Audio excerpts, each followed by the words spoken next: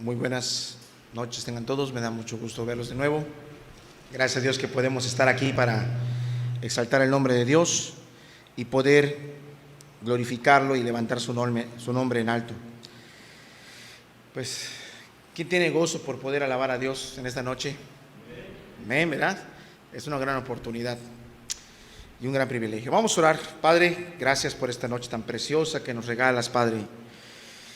Después de este día caluroso, Dios, una noche tan fresca como esta, Padre, es muy reconfortante, Señor. Muchas gracias, Padre. Gracias por todos los aquí presentes y todos los que están en línea, Padre. Ayúdanos a recibir tu palabra. A mí ayúdame a hablarla, porque no tengo nada que ofrecer, Señor. Tú bien lo sabes, Padre. Lo sabes mejor que todos en esta sala, que el más incapacitado para compartir tu palabra soy yo, Señor.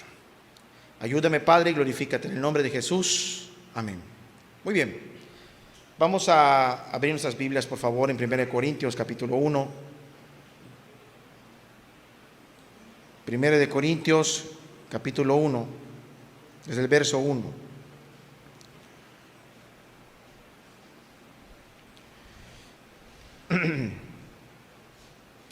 Yo quiero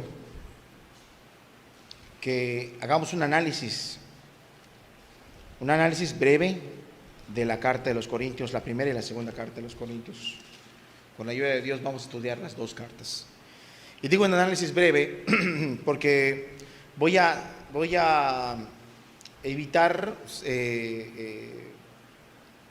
sacar enseñanza de cada línea, en este caso, más que una exégesis detallada de cada línea del texto.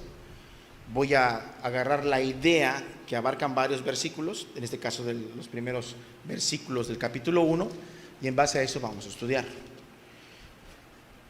Solo con una breve introducción, la iglesia de los Corintios era una iglesia tal cual en toda la extensión de la palabra. Una iglesia, no era una falsa iglesia, era una verdadera iglesia de Cristo. Y esto lo digo porque a veces nosotros decimos que cuando alguien se comporta de manera pecaminosa, hasta lo has escuchado en este púlpito, lo más probable es que no sean ni cristianos. Pero existe otra posibilidad que varios hermanitos me han estado preguntando. Hermano, si se supone que conocen la verdad y hablas con ellos, ¿por qué tienen unas conductas raras? ¿Por qué tienen roces? ¿Por qué tienen pleitos? ¿Por qué así, hermano? Preguntan. ¿Por qué pasa eso? ¿Será que no son cristianos o nunca lo fueron? Y es ahí donde hay que saber distinguir cuando alguien nunca ha sido cristiano o cuando alguien es cristiano pero ha descuidado la instrucción de Cristo y lo ha llevado a caer a tal grado que pareciera que no hay diferencia entre el que está en el mundo y la persona que alguna vez conoció a Cristo. Esta es la iglesia de Corinto, una iglesia llena de personas que estaban dando un mal testimonio. Es la iglesia de Corinto, pueblo salvado por Cristo, perdonado por Dios, pero que estaban comportando peor que los paganos. Esta es la iglesia de Cristo, un grupo de gente que conoció el evangelio, se transformó seguramente y fueron discipulados, pero llegó un momento en su vida en que estas personas ya no eran diferentes al resto de la sociedad. El libro de los Corintios se escribió aproximadamente en el año 55 después de Cristo. Aparentemente Pablo lo escribe desde la iglesia de Éfeso, o desde la región de Éfeso, mejor dicho. Desde la región de Éfeso escribe la carta, y esa carta va dirigida con cierto tinte de urgencia. ¿Por qué? Porque esta carta es escrita en base al mal testimonio que la iglesia de Corinto le había dado a unos hermanos de otro lugar que eran de Cloé. Cuando estos ven cómo viven los hermanos, haz de cuenta que aquí en Quimbilá tenemos mal testimonio. La gente se da cuenta que hay problemas acá adentro. La gente se da cuenta que hay roces acá adentro. Se da cuenta de que hay fricciones, hay dificultades entre hermanos. Y nos damos cuenta. Y en vez de dar un ejemplo para buscar a Dios, generamos tropiezos, porque los hermanos podrán ser inmaduros en la fe, y lo digo con todo respeto para los que están creciendo en la fe, o los que están recién bautizados o lo que sea, lo digo con todo respeto, pero no están ciegos. Se pueden dar cuenta de cosas. Y vengan, por ejemplo, los hermanos de Subín y vean cómo están las cosas aquí adentro, y vayan a ver a Pablo y le digan: ¿qué crees, hermano Pablo? Vimos algo raro en la iglesia de Quimbilá. Vimos algo raro en la iglesia de Mérida, lo vimos, hermano, no, nadie nos los contó, notamos algo raro ahí. Y entonces Pablo, escuchando estas dificultades, escribe esta carta y la manda con este cierto sentido de urgencia. ¿Por qué es urgente? Porque la iglesia no debe de ser promotora ni dar tolerancia a las conductas pecaminosas. Sean muy escandalosas, porque habían pecados escandalosos en la iglesia de Corinto, habían cosas muy escandalosas, o sean, entre comillas, mínimas, pequeñitas, pecaditos chiquititos, sencillitos, que no creemos que tengamos problemas con Dios, que eso para Dios no existe, el pecado es pecado. Tenía ambos tipos de problemas. 1 Corintios capítulo 1, versículo 1, podemos dividir el tema como uno de los títulos que nos da esta carta. A manera de pregunta, ¿está dividido Cristo? Escúchenlo bien, hazte esta pregunta para ti mismo. Y tú dime si tú crees en un Cristo dividido o crees en un Cristo que no se puede dividir. ¿Qué es eso? Aquí lo dice, capítulo 1, verso 1, Pablo, llamado a ser apóstol de Jesucristo por la voluntad de Dios, y el hermano Sóstenes, dándonos a entender que el que está escribiendo no dice y el apóstol Sóstenes, no, el que tiene una autoridad apostólica es Pablo. Su llamado es real y es innegable, y eso le daba a la iglesia cierto sentido de autoridad. ¿Se le puede poner en tela de juicio la palabra del apóstol Pablo? No se le puede poner en tela de juicio. Puedes dudar de mí, puedes dudar si, hermano, ¿qué hago en tal situación? Y yo te muestro las escrituras. Puedes dudar de mí, pero no puedes dudar de Pablo, no puedes dudar de Pedro, menos del Señor Jesús. Son nuestra autoridad en la iglesia. Amén. ¿Sí o no? O tu autoridad es el Papa Francisco. ¿Quién es tu autoridad? ¿Quién dirige la doctrina en la iglesia? ¿Ah? ¿Aún los mismos ministros de la iglesia? ¿Nosotros inventamos las normas de la iglesia? ¿Los ancianos inventan las normas de la iglesia? ¿Los pastores inventan las reglas del juego? No. Sí, leí un libro secular, es una crítica muy fuerte al socialismo, que se llama Rebelión en la Granja. ¿Alguien ha escuchado ese libro? Rebelión en la Granja. Es un libro secular, no es un libro cristiano. Es un libro secular a manera de fábula, donde habían unos granjeros que oprimían unos animalitos, y los animalitos se cansaron de la opresión del granjero y se rebelan los animalitos contra el granjero. Los líderes eran los cerditos, y los cerditos encabezan la rebelión y sacan al granjero de la granja y se quedan con la granja y empiezan a trabajar, empiezan a prosperar. Y ellos nosotros aborrecemos a los humanos y vamos a poner reglas entre nosotros. Y como los puerquitos eran los líderes, está prohibido caminar en dos patas. Los caballos, los asnos, las gallinas, los puercos, nadie debe de caminar en dos patas. Era su ley. Otra ley: nosotros no vamos a comer como los humanos. Vamos a comer en nuestros trastes, ahí donde siempre comemos. No vamos a ser como ellos. Nosotros no vamos a vivir en casa de humanos.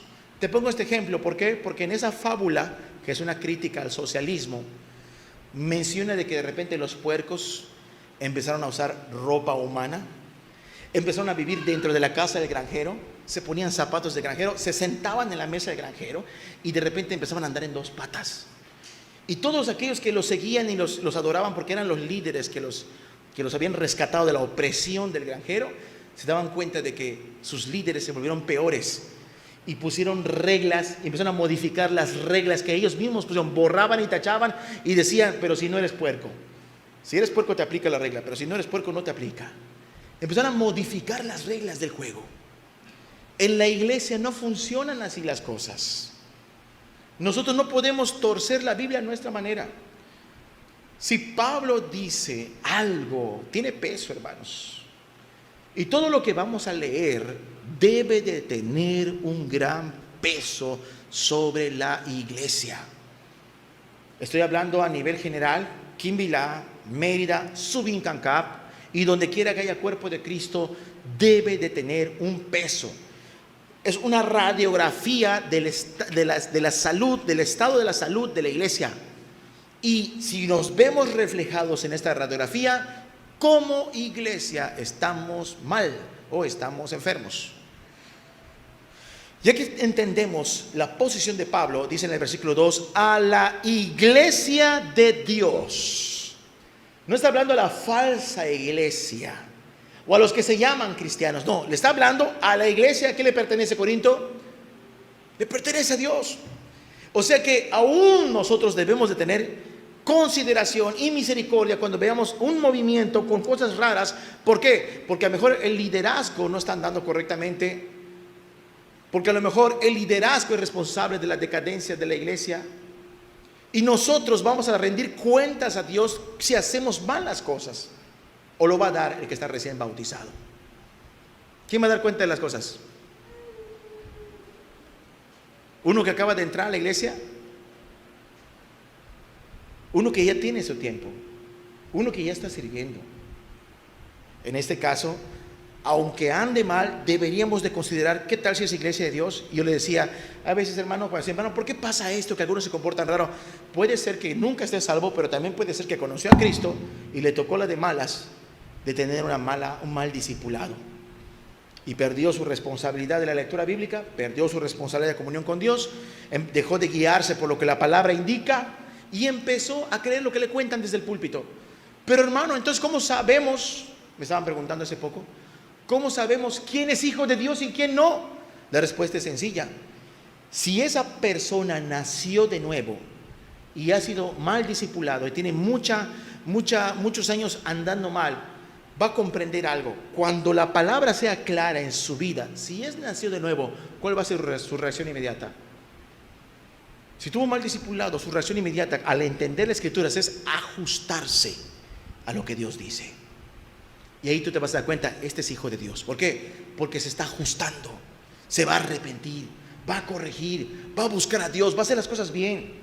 Pero el que cuando tú veas que, no, esto no es así, no creo que sea así como dice la Biblia, yo creo que es una exageración, o el hermano está manipulando el texto y se rebela contra las autoridades bíblicas, que en este caso es Pablo, los apóstoles, Cristo mismo. Entonces te das cuenta de que pues, lo más probable es que ni cristiano sea. ¿Por qué? Porque le cuesta trabajo obedecer la palabra. Dice la Biblia que allá en el versículo 2 es iglesia de Dios que está en Corinto. Dice que a los santificados en Cristo. ¿Cómo que santificados? Alguno puede decir, hermano, es que solo le está hablando a los que se estaban portando bien. ¿Dónde lo dice? Porque podemos sacar nuestras conclusiones, pero ¿dónde dice que solamente? Porque yo entiendo que es un término general, ¿o no lo es? Hermano, si ya naciste de nuevo y te estás portando mal, ¿Cristo ya te santificó? ¿Para qué te santificó? ¿Para que peques más? Para enseñarte a caminar en santidad. Amén. Cristo nos trajo para que aprendamos a caminar lo que nos daba trabajo hacer, caminar en santidad. Aprender las virtudes de Cristo, a su amor, en su compasión y sobre todo apartarse del pecado, ser personas santas. Bueno, están santificados, no lo podemos negar. Conforme tú vas leyendo, vas a decir, hermanos, ¿cómo que están santificados? Pues sí, estaban santificados. El punto es que cuando Pablo manda la carta, la intención ¿cuál es de Pablo con los corintios? Que se terminen de perder. La intención de Corintios es mandar una carta para que vean, esta carta, la intención es demostrarles que ustedes nunca fueron cristianos. No, su intención es restaurarlos. ¿Sí? Su intención es restaurarlos. Dice el versículo, llamados a qué más? Pueblo de Dios, santificados. ¿Y llamados a qué? Eres llamado a ser santo. Hermana, si crees en Cristo con todo tu corazón, has sido llamado a ser una mujer santa. Aquí es donde entra y podemos sacar conclusiones muy serias. Si hay algún lugar donde hacen que las personas no sean santos o no los inviten a caminar en la santidad de Dios y de Cristo, aguas con ese lugar, aguas con ese ministro. Cuidado, ¿por qué? Porque no es el llamado. Somos llamados a ser santos. Deja el pecado. Es que no me gusta portarme bien. Entonces ahí sí yo creo de que tú no eres cristiano. Nunca naciste de nuevo. Pero en el templo crecí. Puedes crecer en el templo como crecen los frijoles en el patio de tu casa. Y no significa que seas cristiano. ¿Sí? Perdón por lo que voy a decir, El cow come un poco de chile mash y lo tira por donde hace sus necesidades y sale otra planta por ahí. El hecho de que una persona se vuelva religiosa no lo hace hijo de Dios. No lo hace hijo de Dios. Y menos si lo que manifiesta es inmundicia. Ahora bien, dice también que fuimos llamados a ser santos con todos los que en cualquier lugar invocan el nombre de nuestro Señor Jesucristo, de ellos y nuestro. ¿Hay alguna iglesia que brinque o que esté exenta de este llamado? No hay ninguna iglesia. La iglesia de Quimbilá está llamada a ser santa. La iglesia de Mérida está llamada a ser santa. La iglesia de Subín, de México, de Puerto Arturo, de Playa, de Veracruz, de Cuernavaca, de Monterrey, de Canadá, de Nicaragua, de donde quieras. Si de veras somos hijos de Dios, estamos llamados a ser santos sin excepción. Ese es el peso que tiene la carta sobre los corintios, porque estaban andando sin santidad. Desde la entrada, seguramente los hermanos que leían la entrada, que quizás eran los ancianos, ya empezaban a sentir problemas, porque tenían el Espíritu. Versículo 3. Los deseos del apóstol: gracia y paz a vosotros de Dios nuestro Padre y del Señor Jesucristo. Quiero para ustedes más gracia. Más gracia, porque lo necesitaban o no lo necesitaban. Sí lo necesitan, hermanos. Una pregunta sencilla: ¿cuántos de aquí necesitan la gracia de Dios para poder vivir su vida? ¿Cuántos necesitan aquí la gracia de Dios para poder vivir su vida? ¿Qué es la gracia de Dios? Es un amor muy grande que yo me convenzo que no lo merezco, pero lo recibo. Eso me da fuerzas para caminar. Cuando nosotros andamos mal, lo normal, lo obvio, lo lógico es que Dios nos destruya. Pero ¿sabes qué hace? Si nos arrepentimos, la gracia merma, la gracia disminuye. ¿Qué pasa? La gracia abunda. Si el pecador viene a Cristo arrepentido, en vez de que sea poco amor, no, su amor rebasa la falta y cubre multitud de pecados. La iglesia de Corinto estaba andando mal, y los deseos del apóstol Pablo, ¿cuál es? Gracia para la iglesia, para que la iglesia entera se restaure, y paz, porque a la falta de santidad habían pleitos, disensiones, inmoralidades, y no hay paz para los impíos. Se estaban comportando como impíos. Dice el versículo 4, y vamos a entrar al tema que nos toca o que nos corresponde en esta noche. Dice la palabra de Dios: gracias doy a mi Dios siempre por ustedes, por la gracia de Dios que os fue dada en Cristo. Pablo sigue amando a la iglesia de Corinto. No, hermano, ustedes no tienen remedio, ahí nos vemos. Yo escuché de un predicador aquí en Mérida que les dijo a la iglesia aquí en Mérida, bueno, estamos en Quimbilá, pero en Mérida, le dijo: ustedes están mal, ustedes no comprenden, ustedes no entienden, ahí nos vemos. Y que se fue para Centroamérica, y que la iglesia se quedó solita.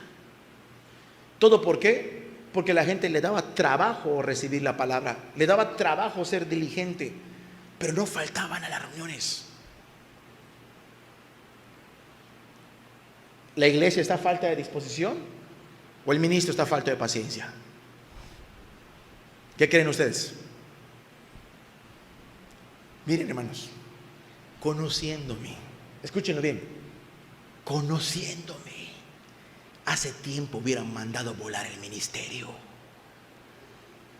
¿Sí? Conociéndome, hace tiempo hubieran mandado volar el ministerio. ¿Para qué voy a cargar yo con los problemas de los demás? ¿Para qué tengo yo que saber qué respuesta darles? Bueno, Dios las da, ¿no? Pero ¿para qué yo tengo que oír? Mejor me preocupo de mi propia vida.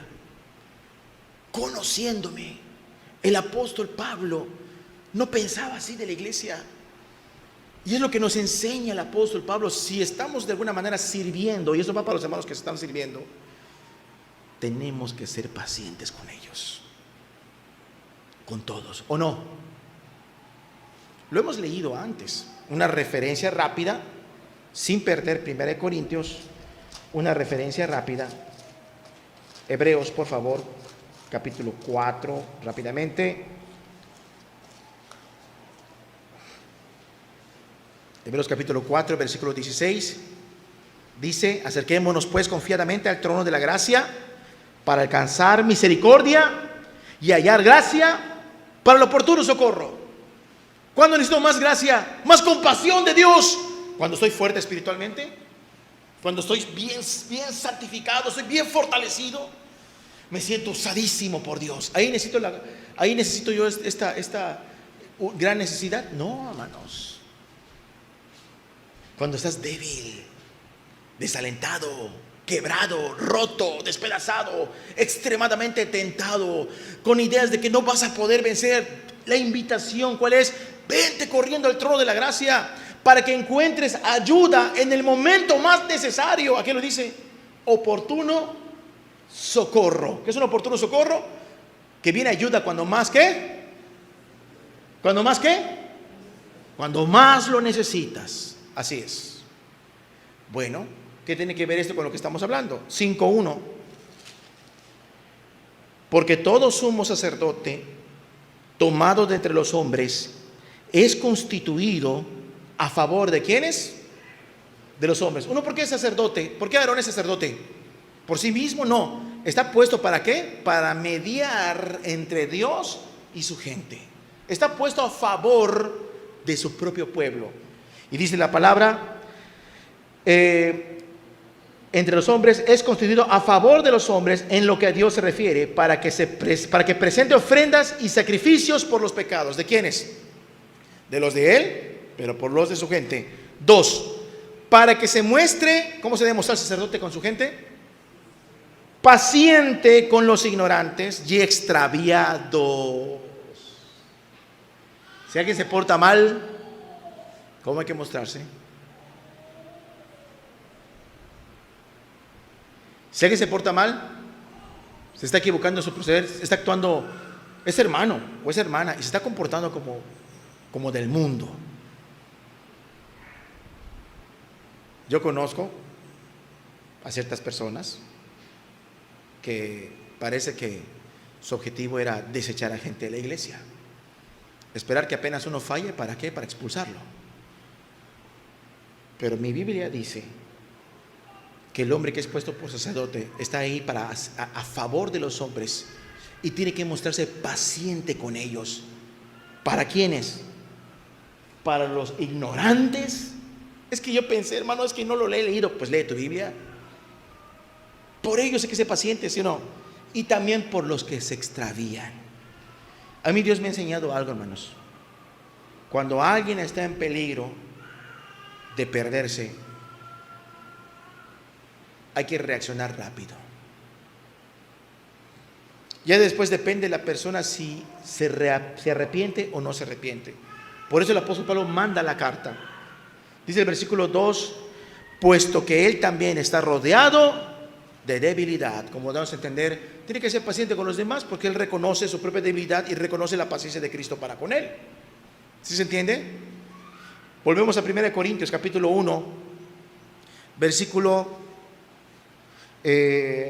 4. Gracias doy a mi Dios siempre por ustedes, la gracia de Dios que os fue dada en Cristo Jesús, porque en todas estas cosas fuisteis enriquecidas.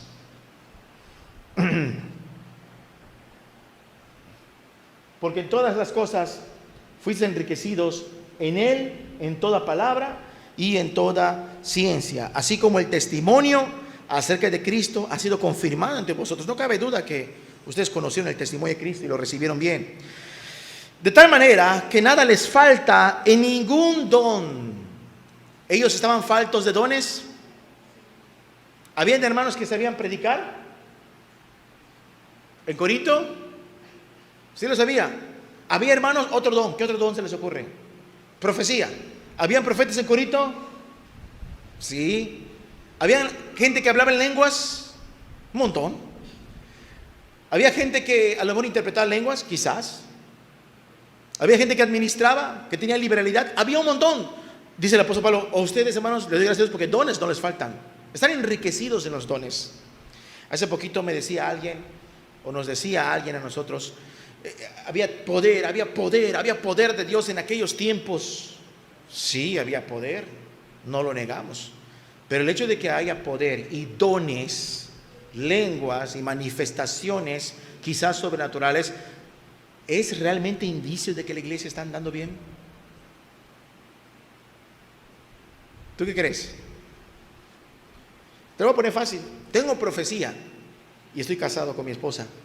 El hecho de que tenga yo profecía significa que no tengo problemas con mi mujer. Yo hablo en lenguas y no me entiendes, digo cosas raras. Y por eso hablar en lenguas significa que no tengo problemas con mi esposa. Como que es un asunto muy aparte, ¿verdad? Puedo hablar en lenguas y tener problemas con mi esposa. Puedo pasar a predicar y engañarme y tener problemas con mi esposa.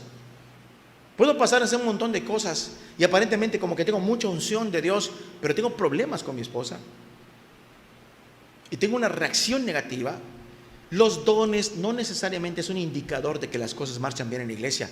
Escúchenlo bien, hermanos. Si ni los dones es un indicador de que las cosas marchan bien en la iglesia, menos un edificio, menos la calidad del equipo de sonido que tenemos. ¿O sí? Perdón lo que voy a decirlo yo con respeto, hermanos. Menos la calidad de la alabanza, menos lo largo o lo rebuscado que sean los sermones. No es un indicador de que las cosas marchen bien. Dice en el versículo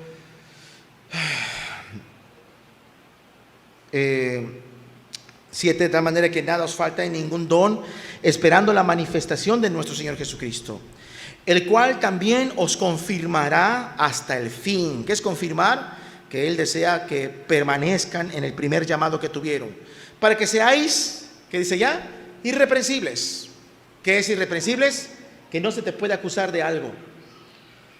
Les voy a decir esto: Dios quiere que la iglesia de Quimbilá sea irreprensible. ¿Saben qué es irreprensible? Que no se le pueda tachar de nada de malo y que digan, ¿para qué voy a ir yo con ellos? Y que sean cosas verdaderas, ¿sabes? Porque otros pueden ser mentiras. ¿Para qué voy a ir con ellos si ellos, no sé, hacen pachangones? Si ellos beben cerveza, si ellos tienen enemistades y pleitos. A lo mejor no tenemos bebida, a lo mejor no tenemos pachangones, pero a lo mejor sí tenemos pleitos entre nosotros. Y hemos dejado de ser irreprensibles. Tenemos, como dicen vulgarmente, tenemos cola que nos pisen.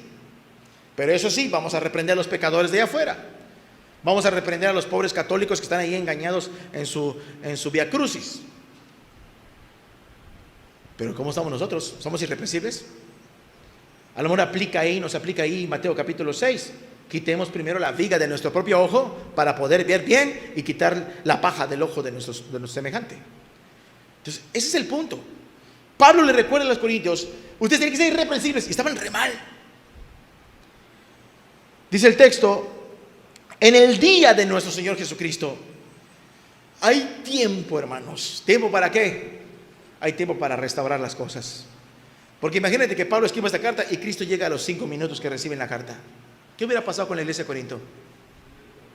¿Qué hubiera pasado? ¿Se hubieran perdido o no? ¿Sí o no? Esta carta es como decir: miren, las cosas que estoy viendo entre ustedes no me gustan, pero estamos a tiempo. Estamos a tiempo para resolverlo. ¿Por qué? Porque debemos ser irreprensibles, más aún el día que Cristo venga en las nubes. El cual también nos confirmará. Verso 9. Fiel es Dios, por el cual fuisteis llamados a la comunión con su Hijo, nuestro Señor Jesucristo. Como dándonos a entender, miren, Dios no va a quebrantar su intención de salvarles. Y lo que Él quiere es que si esa vida carnal que ustedes tienen se debe a que estén apartados de Cristo, Dios el Padre tiene el deseo de ¿qué? De reconciliarlos nuevamente con su Hijo.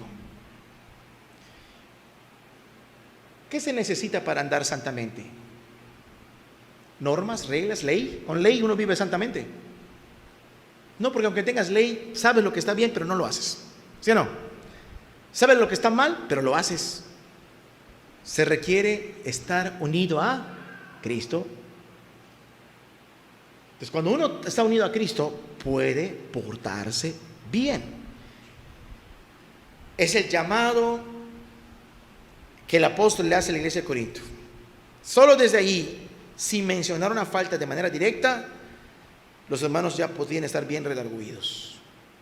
Nosotros podemos estar bien redarguidos. Cuando yo veo un perdón en la iglesia, cuando yo veo una falla en nosotros como iglesia, y lo digo en nosotros en plural, Dios conoce, y yo te lo digo con humildad, que yo no le digo a Dios, Dios, por ejemplo, es un ejemplo nada más, no es que haya hecho algo Irving, Dios perdona a Irving, perdónalo, es que él no ha entendido, o Dios perdona a no sé, ahí a Jacibe, perdona a Israel, o perdona ya a la hermana Mari. Mi oración, ¿sabes cuál es? Dios, perdónanos, perdónanos, Dios. Mis lágrimas es, te estamos fallando, Señor. Te estamos fallando. ¿Saben por qué? Porque yo soy parte de ustedes. Y ustedes son parte de mí. Estoy hablando de la iglesia. Y me pesa, hermanos. Pablo va a dar la primera indicación, que es el problema. Como que es la prioridad de Pablo a tratar. ¿Por qué no empezó con la inmoralidad? Porque hay un caso de inmoralidad de 1 Corintios 5. ¿Por qué no empezó con el desorden de la cena del Señor de 1 Corintios 11? ¿Por qué no empezó con los problemas del matrimonio de 1 Corintios 7? ¿Por qué no empezó por ello? ¿Por qué empieza Pablo a tratar? ¿Cuál es el problema principal que Pablo quiere que se resuelva en la iglesia, hermanos? El problema principal son las divisiones. Divisiones. En el versículo 10 dice la palabra, ve cómo habla el apóstol, les mando, les ordeno, dice ya, dice les ruego. Yo les voy a decir algo, hermanos, hay que copiar todo lo bueno de los hijos de Dios. Cuando yo veo al apóstol Pablo tratando de dirigir a la iglesia, sobre todo Pablo, él usa muchas veces la expresión te ruego. Él es apóstol. Bien te puede decir, te mando que lo hagas. En una ocasión dice, esto ordeno a todas las iglesias. También lo dice. Pero en muchas cosas, cuando trata de corregir, dice ordeno, les ruego, perdón. Y hay que copiarlo, hermanos. A veces yo le he dicho a los hermanos, hermano, te ruego por favor que hagas esto o lo otro. Y algunos hermanos de aquí lo saben. Te lo ruego, hermano. Trata este asunto así, asado. Hay que copiar todo lo bueno. De mi hermano Miguelito Chan aprendí que hay que orar de rodillas, hay que implorar. Del hermano Juan Carlos aprendí que hay que estar a la orden, esa expresión, estamos a la orden, lo escuché de él, lo aprendí de él, la disposición de servir. Del hermano Saturnino aprendí que el cristianismo es práctico, no se me olvida nunca, Jorge, el cristianismo es práctico. Del hermano Samuelito, para los que se acuerdan de él y de sus predicaciones, no me vas a dejar mentir. Y pasaba a predicar, no tengo muchas cosas grandes que enseñarte, no soy alguien quien te puede enseñar, no tengo nada, de él lo aprendí. Del hermano Chava Soto, Salvador Soto, aprendí cómo amar a su padre y decirle papito a su padre. Todo lo que tenga que ver, lo bueno de los hijos de Dios, hay que hacerlo, hermanos. El apóstol Pablo, cuando le habla a la iglesia, tiene que ser muy paciente y tiene que hablarle con amor y con misericordia. Hermano, te ruego que lo hagas. Si tú no haces caso a los ruegos que vienen de parte del Espíritu a través de los que te ministran, tienes un gran problema. Porque Dios no te está tratando con severidad ni con dureza, te está tratando con ternura y con amor. Dice la expresión, os ruego, hermanos, por el nombre de nuestro Señor Jesucristo. ¿Qué tiene peso? Es como si Pablo diga, hermano, no tiene peso mi palabra, apelo a Cristo. Apelo a Jesús. A ver si hacen caso a lo que les voy a decir. No es alguien Pablo, no es alguien el Pedro, no es alguien el que ministra una iglesia, porque hay gente que, los hermanos que predican, los hermanos que ministran, los pastores de las iglesias dan instrucciones o consejos para el bien de la grey y ellos no hacen caso.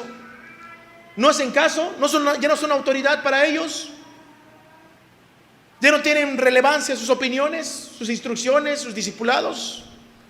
Ya todos somos maestros entonces. Entonces lo que dice Pablo es: ruego, dice el texto, apelo a Jesucristo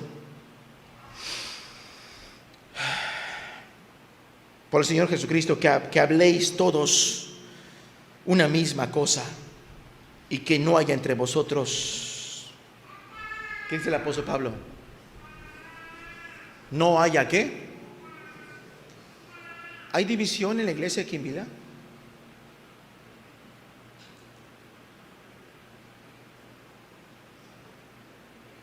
¿Hay división en la iglesia aquí en Vida?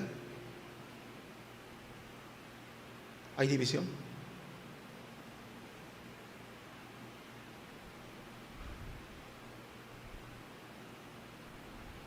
Yo no soy Dios, hermanos.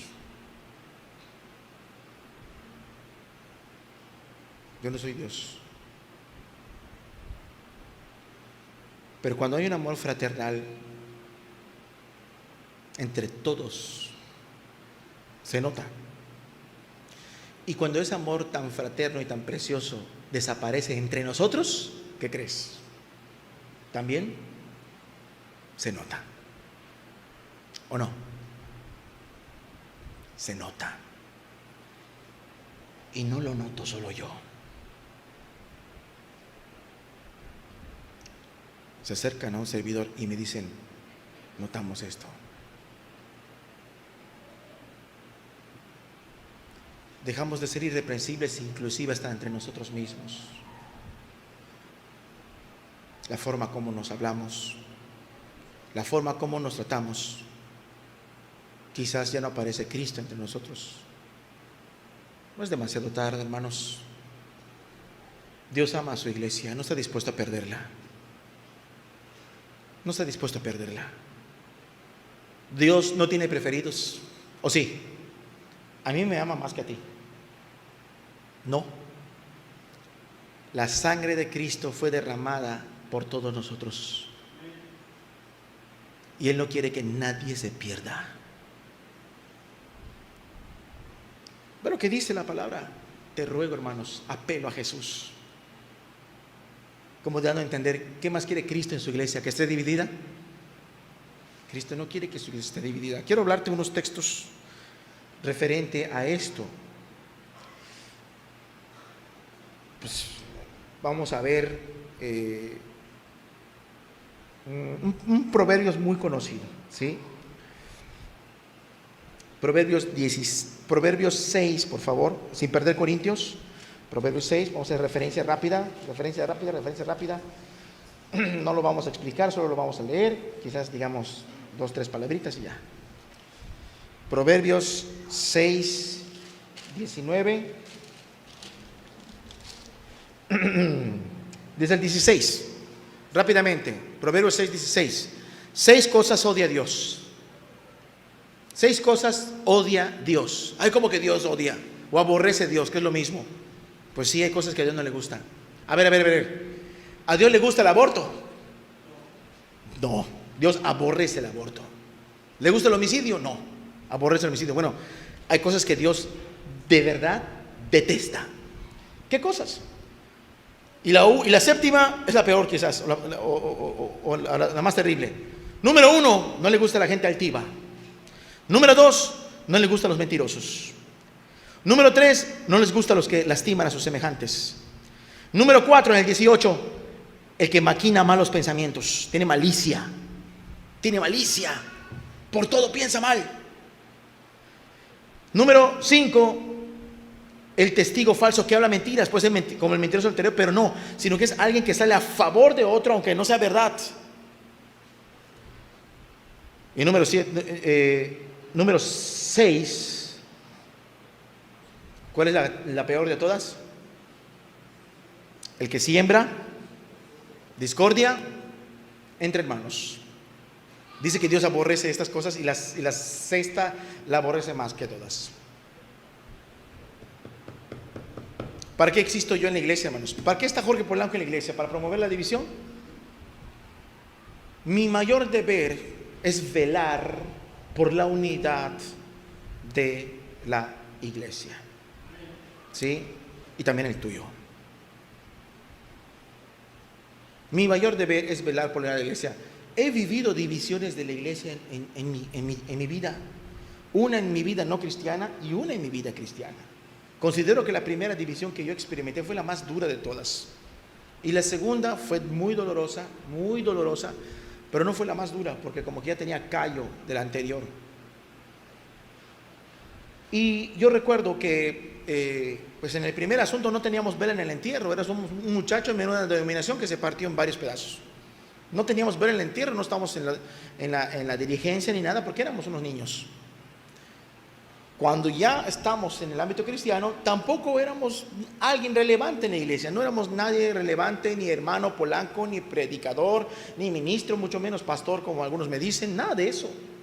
Simplemente era alguien que en aquel entonces yo ya venía a predicar aquí. Era todo. Y hubo una división dolorosa, pero que tampoco hubo vela en el entierro. Algunos dirán: hermano, ¿cómo puedes decir que no tienes vela en el entierro? Porque yo lo digo como que Dios vive, que le dije a un varón: yo no quiero separarme de la iglesia. El hermano fulano de tal, la hermana fulano de tal, son mis hermanos en Cristo. Simplemente yo no estoy de acuerdo cómo disciplinan a la gente. Hay unas disciplinas que no me cuadran, le digo, no son bíblicas. Es que no se puede, me dijeron.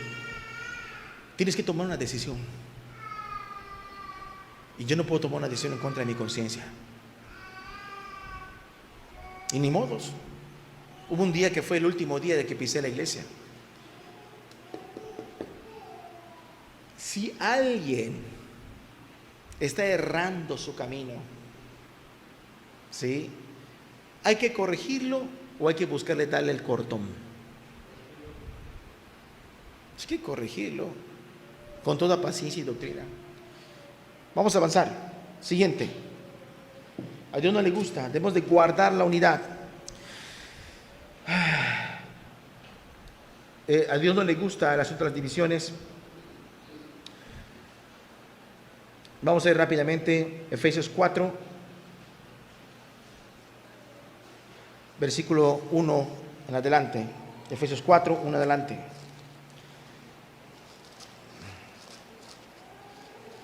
Dice la palabra de Dios, si lo tienes: yo pues, preso en el Señor, os ruego que andéis como es digno de la vocación con que fuisteis llamado, con toda humildad. ¿Cómo deben andar los cristianos? Humildemente entre todos. Mansedumbre, tenemos que ser humildes y tenemos que ser dóciles, mansos. ¿Qué es manso? Que yo no puedo venir aquí a ver,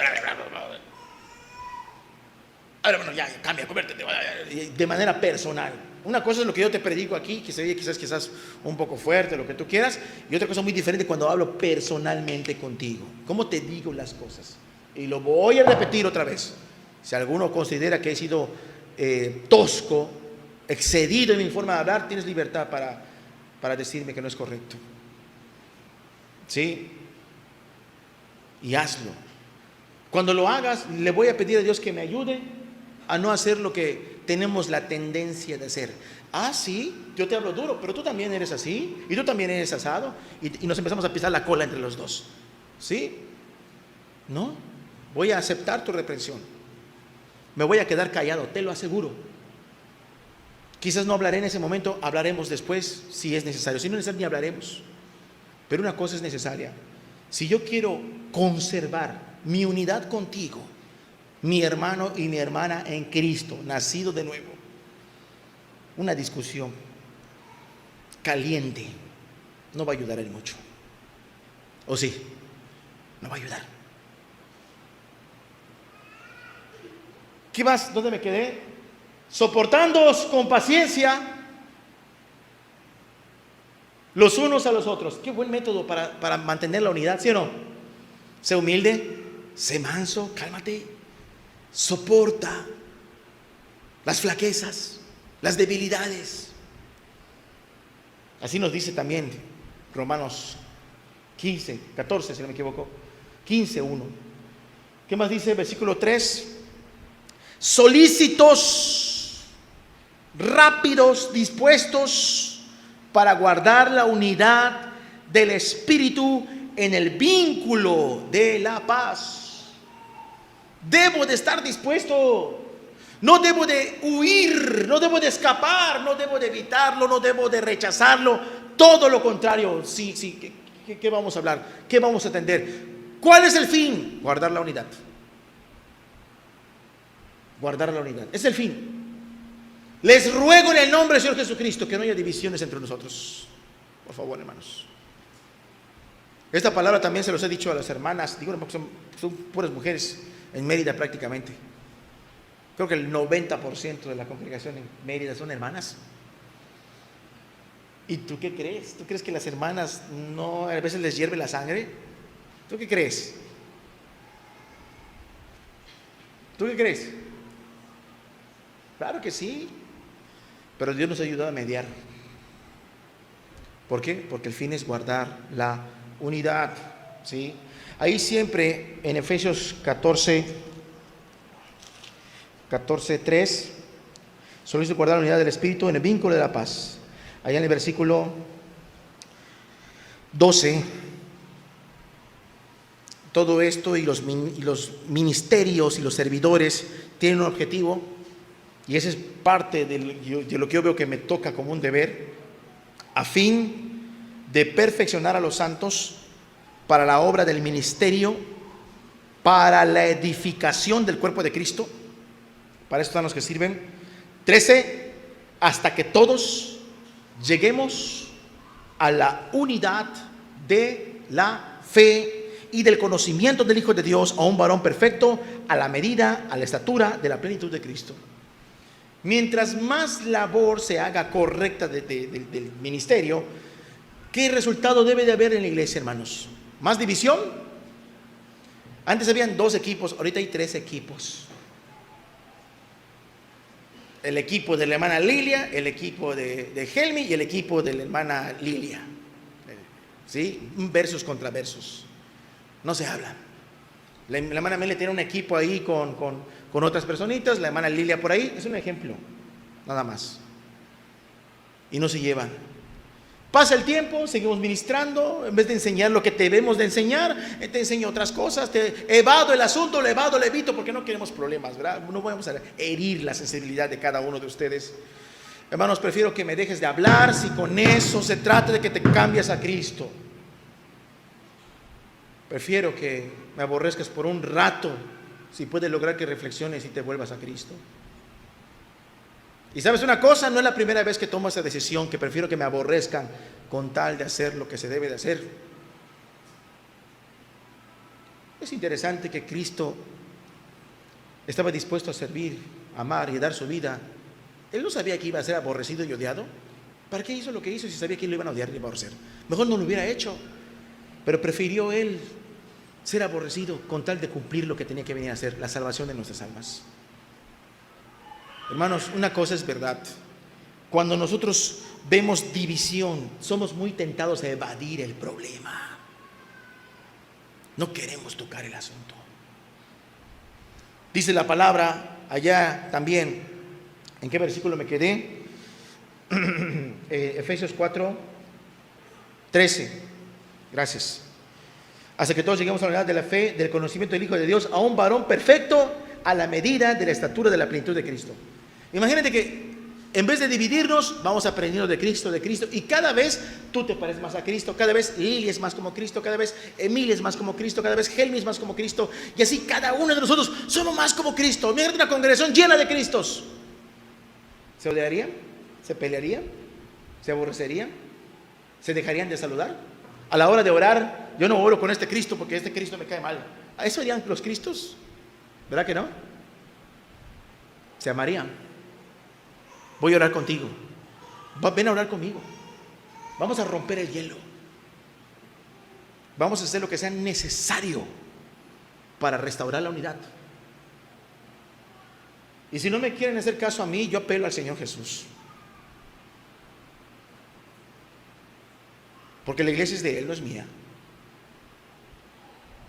La iglesia Quimilá es del Señor Jesús. Él la compró con su sangre, no es mía. Muchos por allá dicen que esta iglesia es mía. Ah, hermano, que pusiste tu iglesia ahí por Izamal. No me metes en problemas, le digo. Yo no puse ninguna iglesia. La iglesia es de Cristo. Así que vamos a hacerle caso a Cristo, hermanos. ¿Sí? Hagámosle caso a Cristo. ¿Qué más? Volvemos a Corintios, por favor. Repito el 1:10. Os ruego, pues, hermanos, por el nombre del Señor Jesucristo, que habléis todos una misma cosa, que no tengan diferentes opiniones en cuanto a cosas que concernientes a la unidad, al amor, que no haya entre vosotros divisiones, sino que estéis perfectamente unidos en una misma mente y en un mismo parecer. ¿Cuántas mentes tienen que haber aquí como iglesia? Los que somos iglesia. ¿2 mentes tienen que haber? Una mente, unidos a Jesús. Una mente, hermanos, no hay opción de 2 mentes. Un mismo parecer, todos debemos opinar. No porque seamos máquinas, sino porque debe haber ese amor manso, humilde, que cede, que se entrega, que está dispuesto a bajarse con tal de que su hermano suba, o de alguna forma que su hermano estén conciliados, que no haya ninguna clase de conflicto. No hay opción para las 2 mentes. ¿O sí la hay? No hay opción para las 2 mentes. Entonces, cuando veamos una división, ¿es algo que tenemos que prestarle atención o no? Sí. ¿Y saben de qué grado? ¿Saben a qué grado hay que prestar atención cuando notamos la división en la iglesia? Al grado de Romanos 16:17. Romanos 16:17. Ve lo que dice el texto. Mas os ruego, hermanos, que os fijéis en los que causan divisiones y tropiezos en contra de la doctrina que vosotros habéis recibido. ¿Y qué más? ¿Y qué más? A ver, como que no entiendo, Dios. Me dices que quiere la unidad y luego me dices que me aparte de Él. ¿Pero por qué? ¿Cómo está eso? ¿No que Dios quiere la unidad? Pero dice que te apartes de Él. ¿Que te apartes de quién? Es que la iglesia, escuchen bien, la iglesia es indivisible. Cuando alguien mete una idea diferente y de alguna manera quiere generar una disensión, diseccionar a la iglesia, cortarle un pedazo, entonces todos tienen que estar alerta de ver el origen de la división del que tiene una mente distinta y evitarlo. ¿Para qué? Para no caer en el error de esa persona y copiar lo mismo. Haz de cuenta que yo, que Dios me guarde, tengo un problema con alguno de la iglesia de México, ¿sí? Y tengo un problema con el hermano, a lo mejor Juan Carlos, o algún otro hermano de México, y yo no sepa manejar la situación.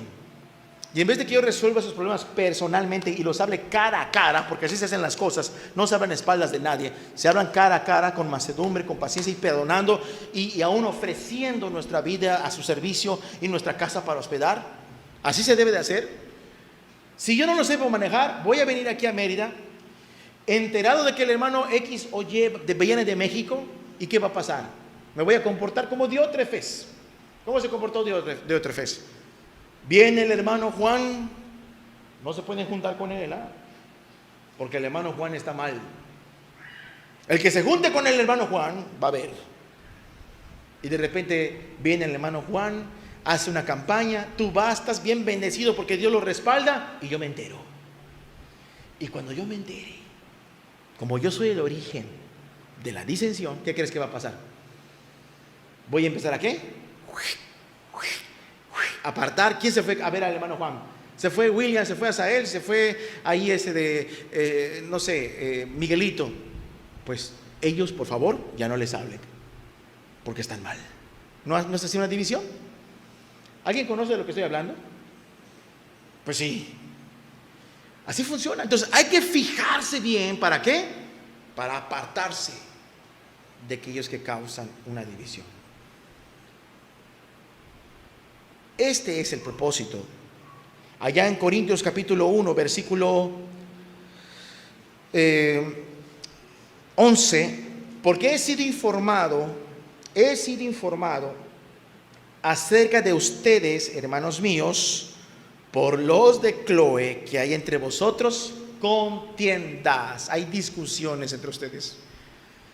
Hermanos, si yo me quedo esperando a que me digan que tienen problema entre ustedes, nunca me voy a enterar.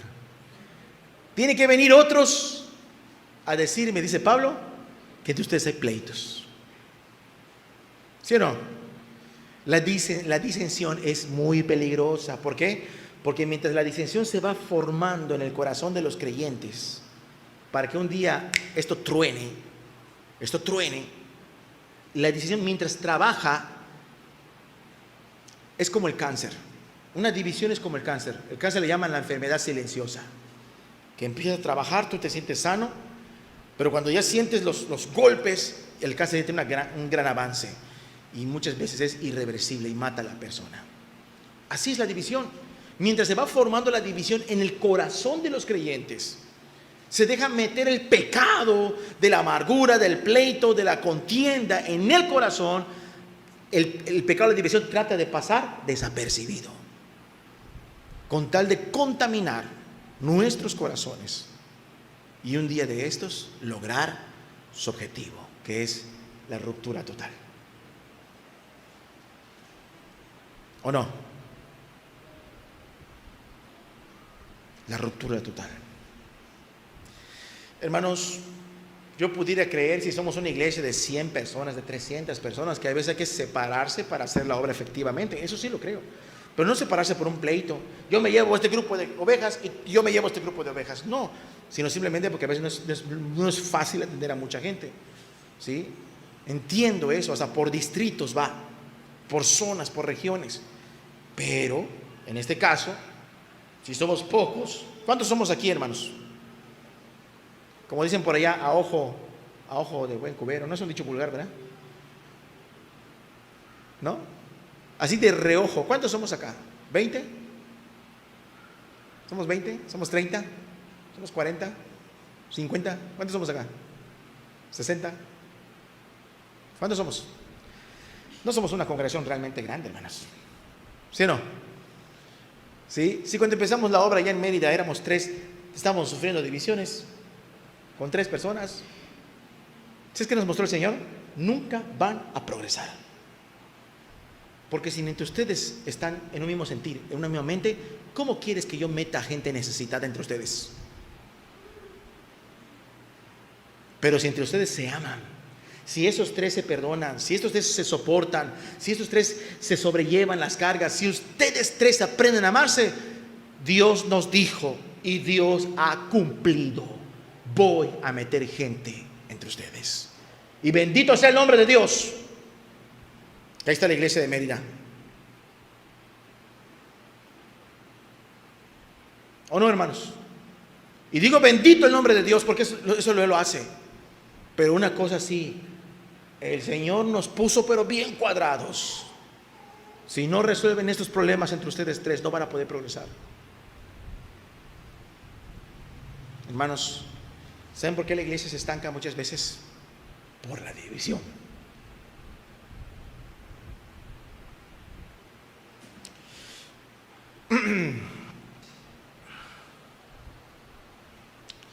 Dice la palabra de Dios, versículo 12: quiero decir que cada uno de ustedes dice,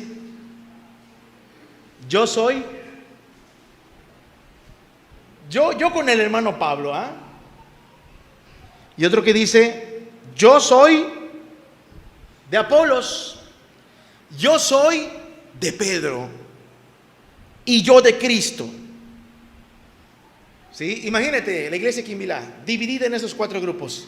El grupo de los de Cristo, que hasta estos que decían que eran de Cristo estaban mal. ¿Cómo va a ser? Ahí te lo vas a ver. El grupo de los de Cristo, el grupo de los de Pablo, el grupo de los de Pedro y el grupo de los de Apolos.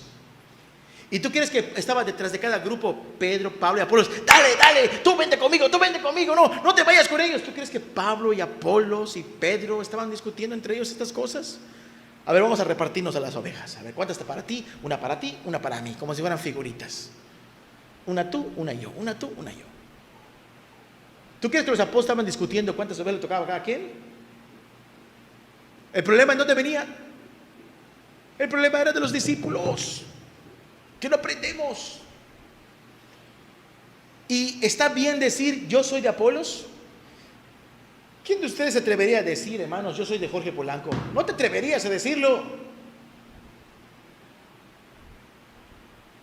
Yo soy de Miguel Carballo. Yo soy de Saturnino. Yo soy de Juan Carlos Díaz. Yo soy de Israel Romo. Yo soy de Sergio. Yo soy de Erdely. Es un grave error, hermanos. Hemos perdido de vista a quién, a Jesús. Y hermano, ¿y por qué dices que los de Cristo están mal? Porque los de Cristo no hubieran formado tampoco su bandito. Hubieran procurado que todos estuvieran ¿qué? Unidos. Esfuércense, les ruego, dice, que estén perfectamente unidos, dice el versículo 10. Perfectamente unidos. Verso 13. ¿Acaso está dividido Cristo? ¿Acaso está dividido Cristo, hermanos? ¿Tú crees que un hermano me dijo algo bien chistoso, pero verdadero, muy verdadero? Hermano, yo no quiero saber problemas que tengas con los hermanos. Yo no me interesa, yo quiero amarles. Bueno, yo le decía, si es algo muy peligroso, sí deberías saberlo. ¿Sí? ¿Cómo qué? Pues algo muy grave, ¿no? Le puse un ejemplo ahí fuerte. No, eso sí, claro. Pero fuera de eso le digo, o sea, tenemos que buscar la unidad. Amén, así es. Y sabes una cosa, hermano, yo la verdad me pregunto, hermano, cuando estemos en el cielo ahí con Dios, ¿será que ahí va a estar un grupo de un lado y otro grupo de un lado y un grupo atrás del otro lado y no se van a hablar entre ellos allá en el cielo? ¿Tú crees, hermano, que haya eso allá en el cielo? Me dice. Pues claro que no. ¿O sí? Claro que no, hermanos. En el cielo, ¿sabes quiénes están en el cielo? Aquellos que han procurado ver a Cristo en la vida de su hermano en la iglesia y lo aman como tal. Ama a tu prójimo, ama a tu hermano, perdónalo. No, es que yo tengo algo contra Israel y Israel está mal. ¡Pum! Viene Cristo, ¡fum! Suben todos a la iglesia, al cielo, y yo me quedo aquí abajo. Señor, ¿qué pasó? Yo pasaba a predicar aquí adelante y yo, ¿qué cuándo? Dios, lévame, por favor. ¿Qué me diría Dios? Aquí arriba solo hay gente que se ama entre ellos, ¿o no? Tú no amaste a tu hermano, tú no puedes entrar. Así de simple. Lo dice la palabra. ¿Está dividido Cristo, hermanos? Dice el versículo allí también. Fue crucificado Pablo por ti. Y eso aplica a cualquier hombre, a cualquier nombre. Fue crucificado Jorge Erdely por ti. Fue crucificado Sergio por ti, fue crucificado Juan por ti, fue crucificado John MacArthur por ti, Paul Washer por ti, fue crucificado Sproul por ti, fue crucificado David Wilkerson por ti, David Brainerd por ti, fue crucificado ahí Finney por ti. Cualquier nombre, cualquier ministro, cualquier predicador, ponlo ahí, fue crucificado por ti. La respuesta es un absoluto no. Solo a uno nos debemos la vida, solo a uno le debemos fidelidad. Solo a uno debemos seguir sus pisadas, y ese es el Señor Jesús.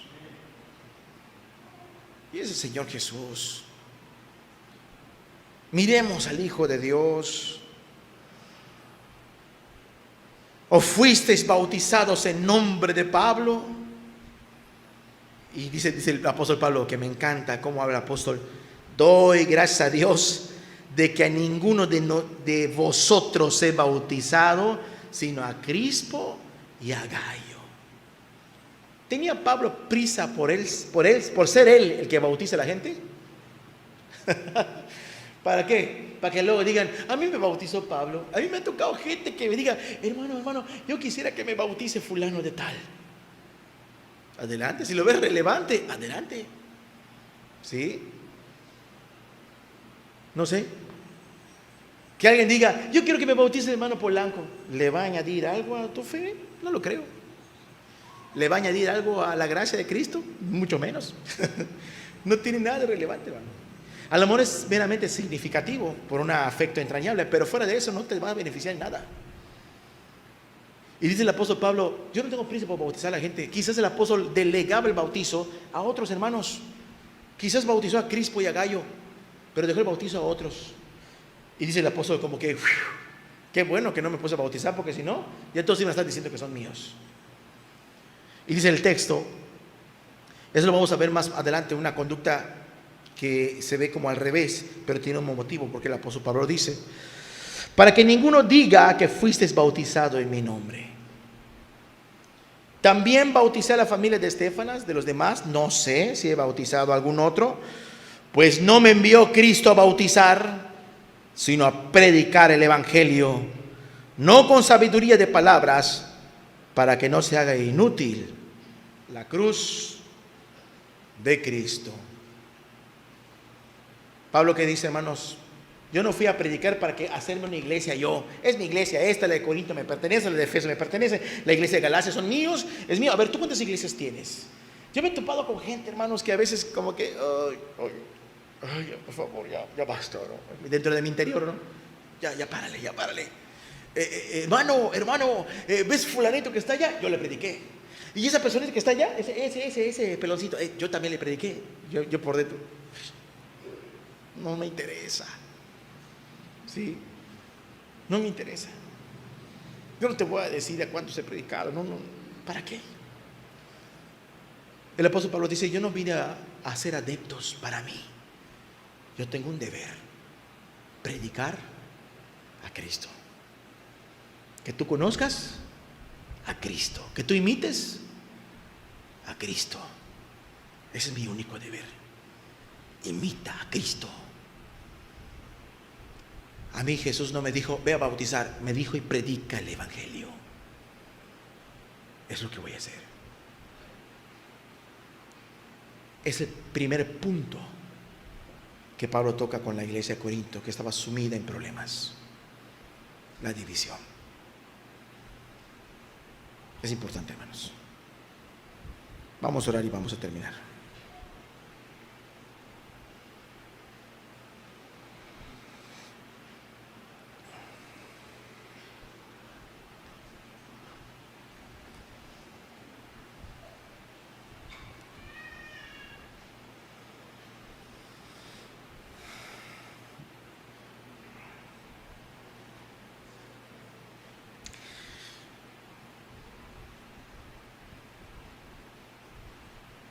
Hay un canto que estaba yo recordando, un canto muy antiguo. Dice la letra, si el Espíritu une, el Espíritu nos une de verdad. Y rogamos que todos lleguemos a la unidad. Si es que somos cristianos, lo sabrán cuando vean la verdad de nuestro amor. El coro dice, amor, amor, amor, amor. Ser cristiano es ser amor. Ama a tu prójimo como a ti mismo. Dios es amor. No tenemos un espíritu distinto. Si el Espíritu de Dios está en ti, seguramente este Espíritu va a decir dentro de ti, esta es la verdad. Y quizás a nuestra carne no le guste, pero vamos a sujetarnos a la voz del Espíritu y de la palabra. Esta es la verdad. Hermanos, corrijamos pronto todo lo que haya que corregir. Se los ruego en el nombre precioso de nuestro Señor Jesucristo. Se los ruego, hermanos. Háganlo por Él. Háganlo por Él. Para que ustedes no le fallen a Él. Os ruego pues, hermanos, por el nombre de nuestro Señor Jesucristo, que habléis todos una misma cosa y que no haya entre vosotros divisiones, sino que estéis perfectamente unidos en una misma mente y en un mismo parecer. 1 Corintios capítulo 1, versículo 10. Ayúdenos, Señor Jesús. Ayúdenos, Señor.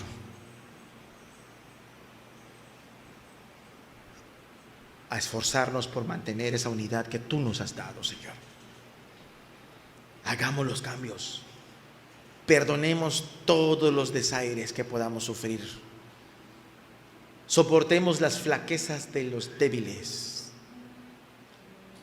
Hablemos con paciencia y con mansedumbre. Esforcémonos en guardar la unidad del Espíritu a un varón perfecto. Esforcémonos. Esforcémonos. En el nombre del Señor Jesús. En el nombre de Jesús.